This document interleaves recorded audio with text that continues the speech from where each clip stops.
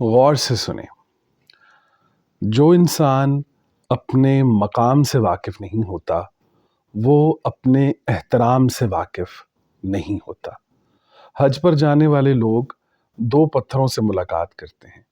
एक पत्थर है हजर अस्वद कि जिसका हम एहतराम करते हैं, हम उसे चूमते हैं, और एक पत्थर ऐसा है कि जिसकी कंकरियां लेकर हम शयातीन के मकाम पर मारते हैं ये दोनों पत्थर, लेकिन इन दोनों के दरमियान अगर कोई चीज़ फ़र्क करती है तो वो है मकाम।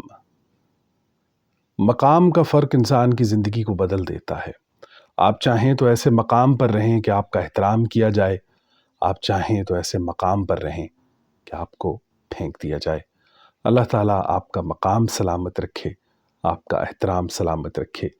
अगर आप चाहते हैं कि लोग आपका एहतराम करें, अपने मकाम को जानें। अस्सलाम वालेकुम रहमतुल्लाहि व बरकातहू।